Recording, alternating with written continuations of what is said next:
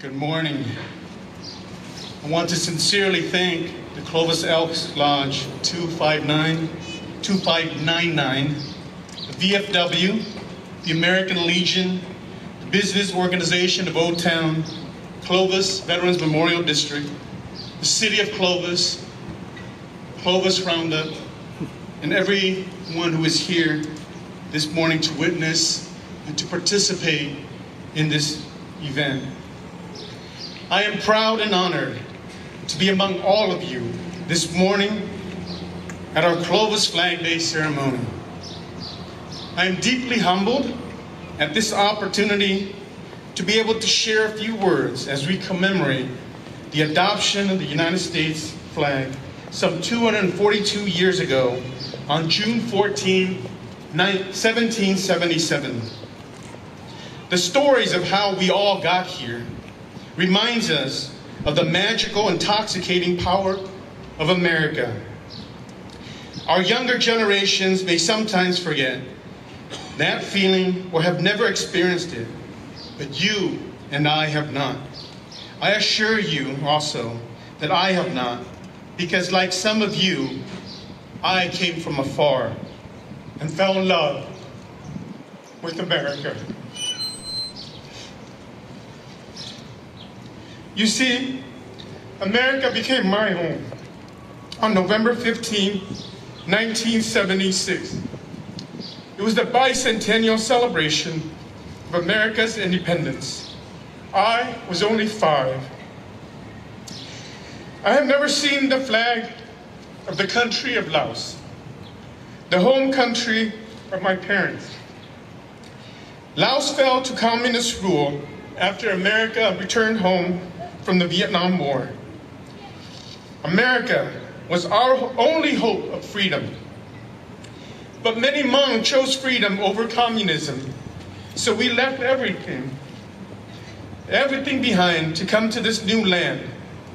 Thus, this flag is the very first flag that I saw, and it was the very first flag that I learned to pledge allegiance to.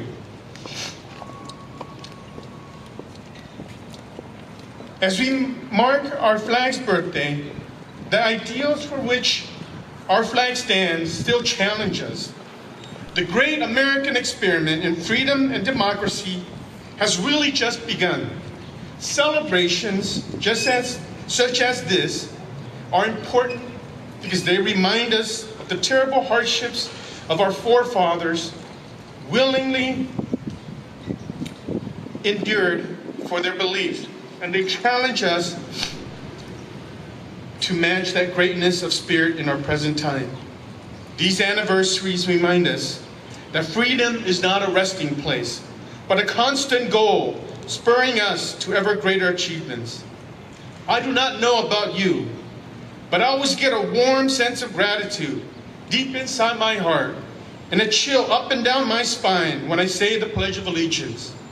May it affirm our thankfulness, our love, our loyalty to our blessed and beautiful land. Flag Day was inspired by 2 school teachers who were seeking to instill in their students the values that the American flag represents. In 1855, a Wisconsin school teacher named Bernard J. Segrand first organized a school of school children to observe June 14 as the flag's birthday. He placed a 10-inch flag in a bottle on top of his desk and then assigned his students to compose essays on the flag and its significance. Segrand, now known as the father of Flag Day, continued to publicly advocate the observance of Flag Day for years. A few years later, the efforts of a New York school teacher, George Balch, led to the formal observance of Flag Day on June 14 by the New York State Board of Education. Many Americans today know less about our flag than all of you here today. I know that many of you grew up loving this nation. You grew up proud to be a protector of this flag. It is our duty to share these historical truths to our sons and daughters and teach them to celebrate the anniversaries of our nation. It only takes one generation of parents not passing this history on to their children for us to lose our heritage.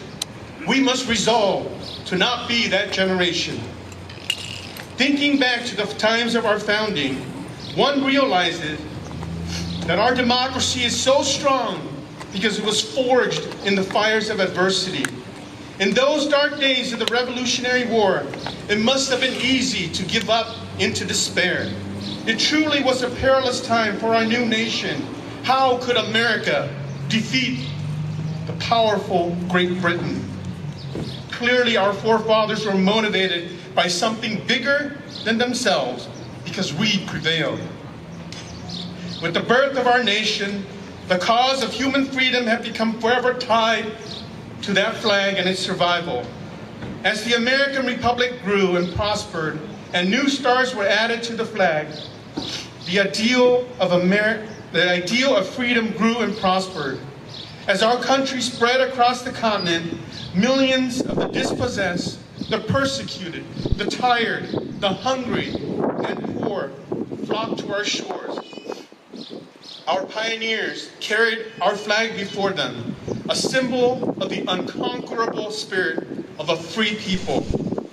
Let us not forget that in honoring our flag, we honor the American men and women who have courageously fought and died for it over the past 242 years. Patriots who set an ideal above consideration of self, who suffered for it the greatest hardships. Our flag flies free today because of their sacrifice. Thank you to all the men and women in uniform here today. America has always recognized our historic responsibility to lead the march of freedom. America has been a hope and inspiration to the oppressed and mistreated. Freedom's story is still being written, and the story will continue as long as there are tyrants and dictators who would deny their people their unalienable rights to life, liberty, and the pursuit of happiness. Frank Crane said it best back in 1915. Other flags means a glorious past. This flag, a glorious future. How true that is for the Hmong. It has given a glorious future to our people. After the secret war in Laos, Hmong found refuge in countries of France, Argentina, Australia, Canada, and the United States. After only 40 years, the Hmong who settled in America are the most prosperous in the world.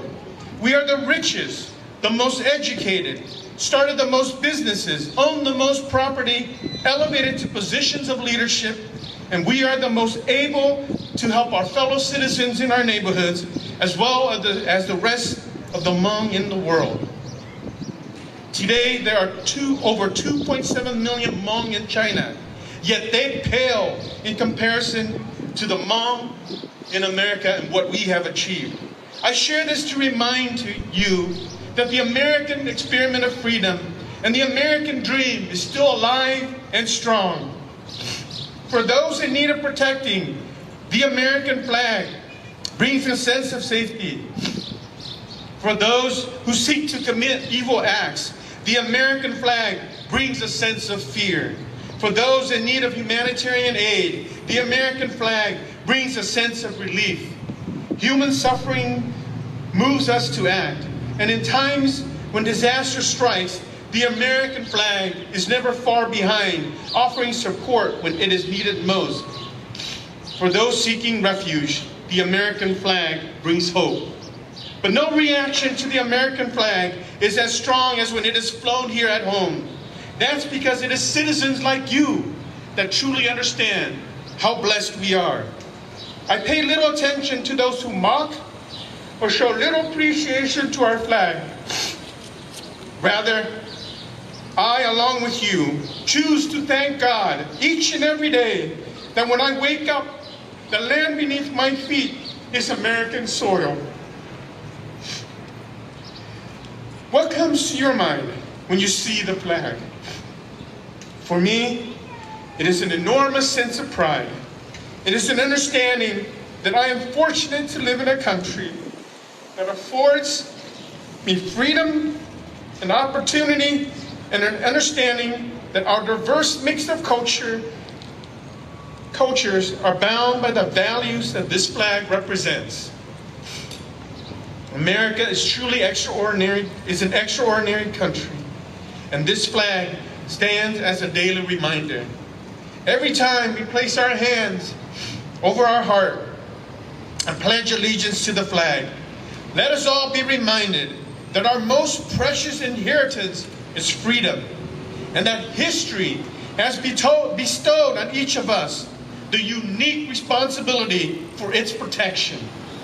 For as long as our flag stands, it will send a message that we are a freedom-loving people, and that our nation will always remain the land of the free and the home of the brave. We see more than three colors. We see freedom, rights, and responsibilities. This flag is our flag. Let us serve it, respect it, protect it, but most of all, let us be proud of it. I will end with a story shared to me. I will end with this story shared to me by my father. There was this young boy. He went out with his father to go fly a kite. And it was a windy day, so the father put the kite, and the kite flew up. And as the father released the string, the kite flew higher and higher. And the young boy said, "Dad, I think if we cut that string, that kite will fly even higher." And the father said, "Are you sure, son?" And the son said, "Yes." And the father said, "Okay, let's cut it." And so the father cut the string. The kite did fly higher for a little bit, but soon thereafter, without the string holding it, the flight fell quickly to the ground.